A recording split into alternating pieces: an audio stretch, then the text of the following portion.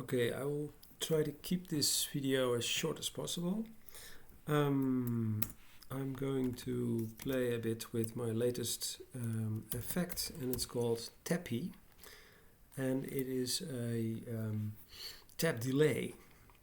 So let me show you what I mean.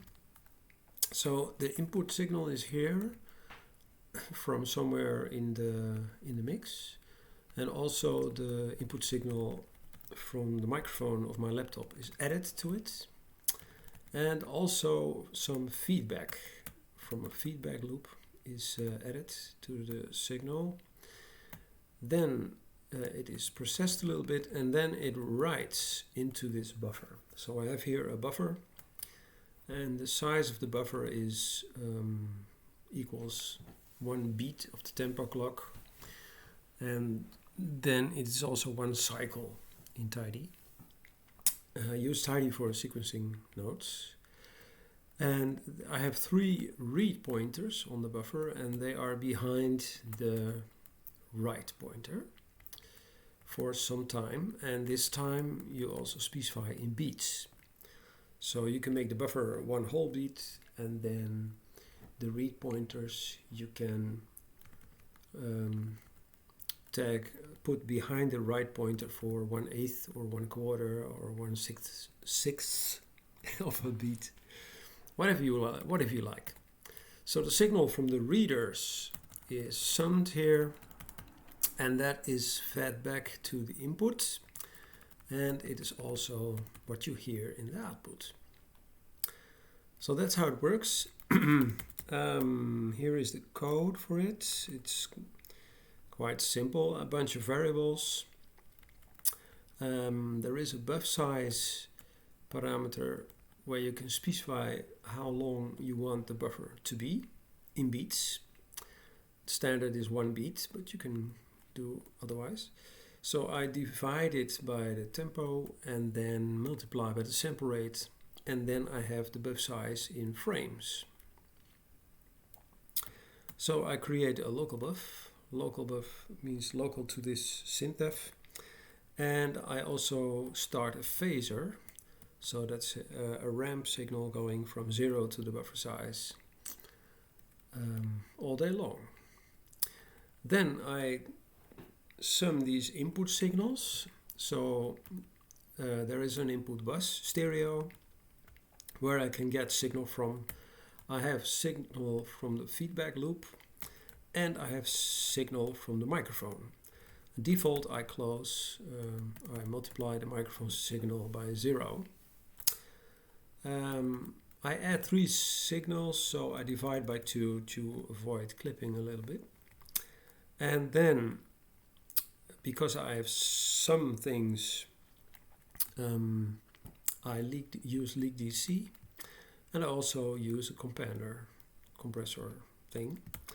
And here is the buff write, so it writes the signal in the given buffer, and the pointer is the phaser, and it does not loop. Then I have the tabs reading the signal that is written inside the buffer. Each tab has a tab delay, and the tab delay is a fixed value. That is T1, T2, and T3 parameters. And also you can modulate it, so you can shift it a little bit to the back or to the front of time-wise. And so this modulation here, default is 0, is added. And also this is in beats, so I have to divide by the tempo and multiply by the sample rate to have the tabs also in buff frames. And then I have 3 buffer readers, stereo, from the buffer, and they have they are behind the write pointer according to T1, T2, and T3. And to avoid pointing to something outside the buffer, I modulo this value with buff size. And it's also not looping. And for each read reader I can supply the volume of that reader. So I can make the first tap loud, the second tap less loud, etc. You can easily add more taps if you like, but 3 is okay for me. And then I have one array with 3 stereo signals in it. And so for each signal you can specify here the panning to the left or to the right or center. Default is centered. Then I sum all the stuff, and then I leak DC again because I've summed. And then I send it into the feedback loop with local out. But the feedback loop is, you can damp it a little bit. So the damping is 0 to 1. 0 means no damping, so then I filter at 20,000 Hertz.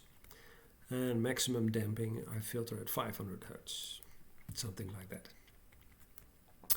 There is an envelope to this effect, and that is because in Tidy you can replace a running effect synth with another one with slightly altered parameters, and this envelope assures that the one that stops will fade out over half a second while the other one fades in over half a second, and so it gets a bit smoother. So I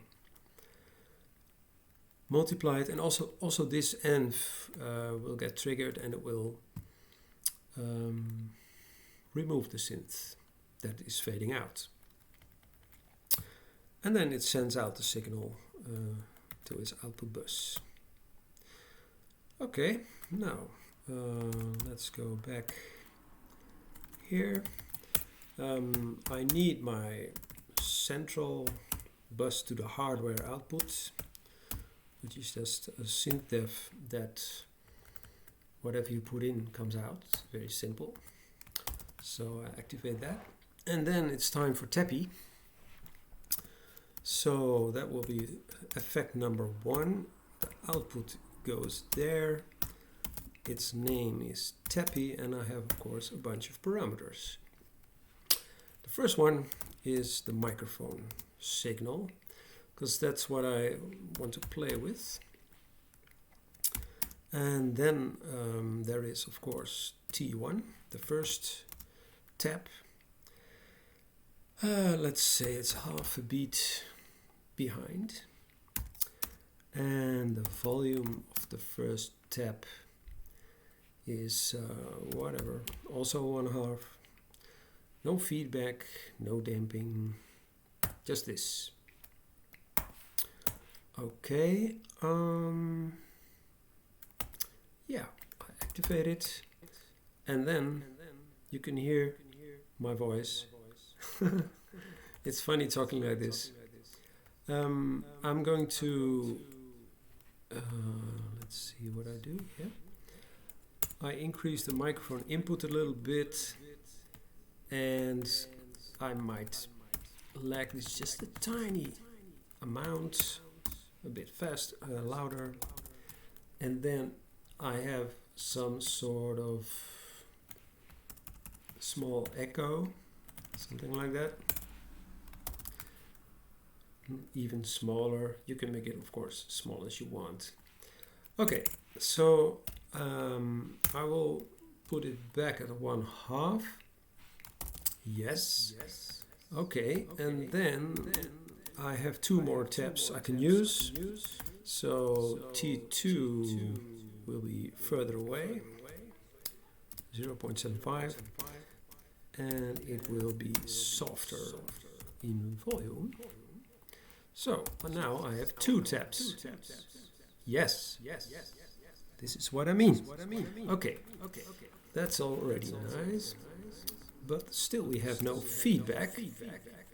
So let's try that. I'm going to give it a little bit feedback.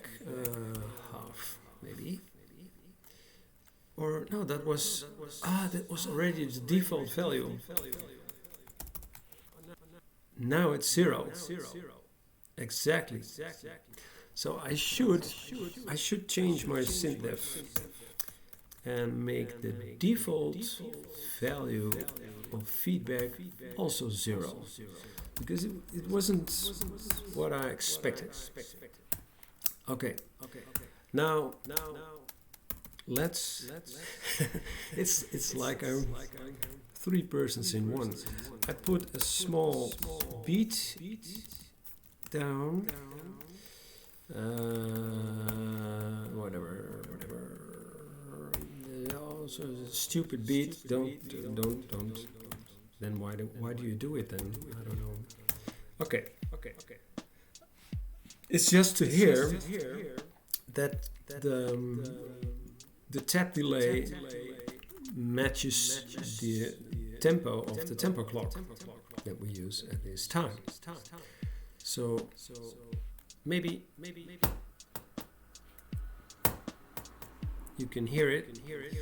Let's see if that's not too loud for you. No, it's okay. How far am I doing? 11 minutes and 13 seconds.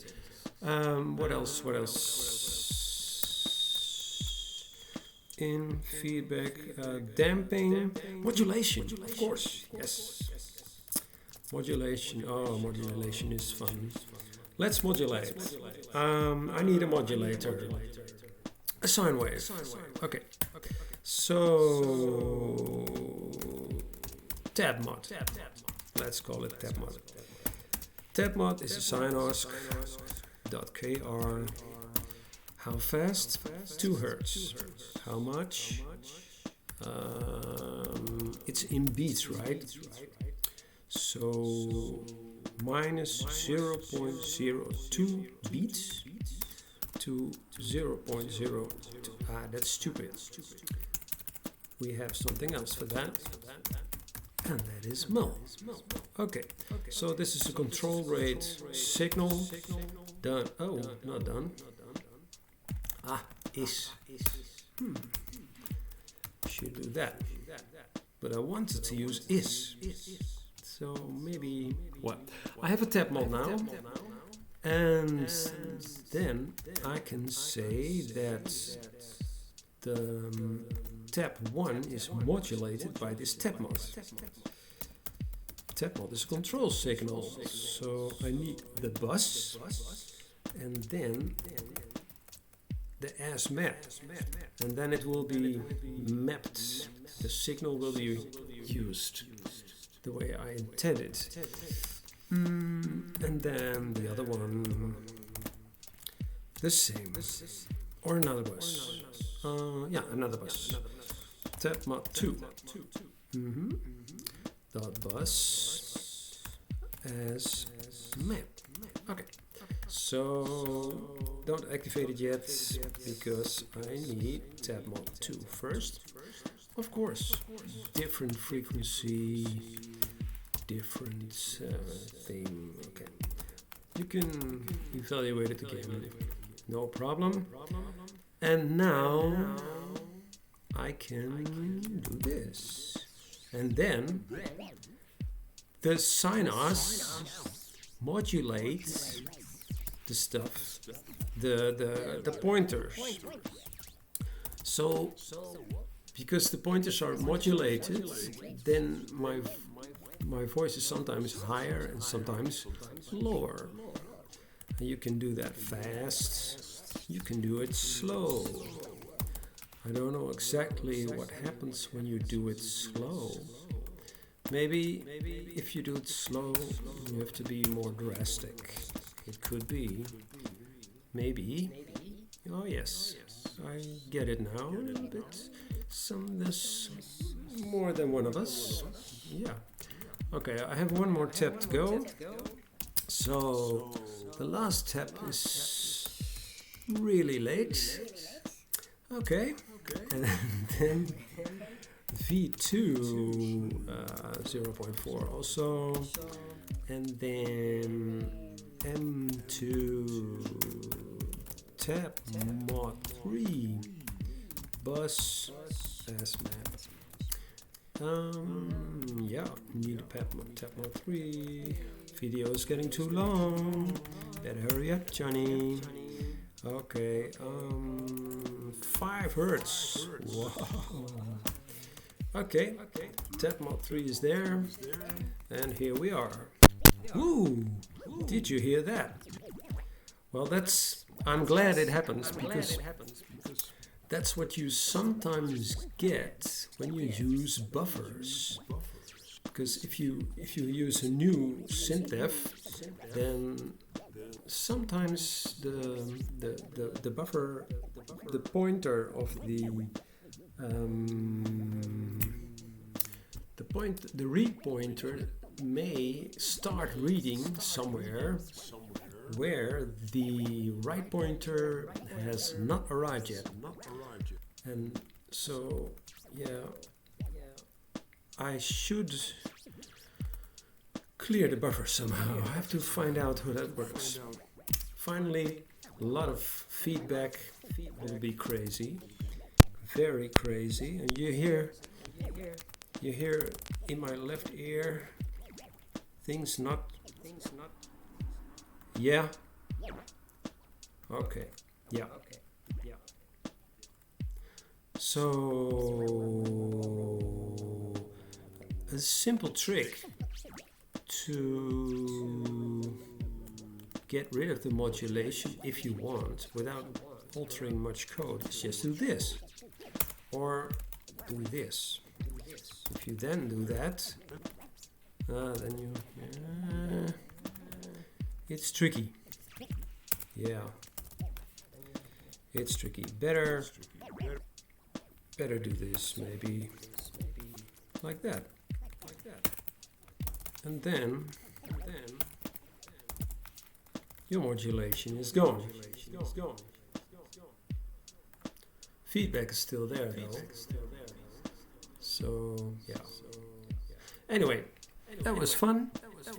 You can use it, and well, maybe it illustrates a little bit that in SuperCollider you can make whatever you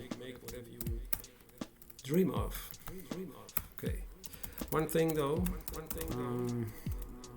if I stop the sequencing like this, then everything stops except sound in. You can hear that sound in is still working. So I still need to make something that will also stop that if I end tidy. But what I can do now is the root effect. I can give it a gain of 0 and then it's done. So that was that. Okay, well, I hope you enjoy that and see you next time.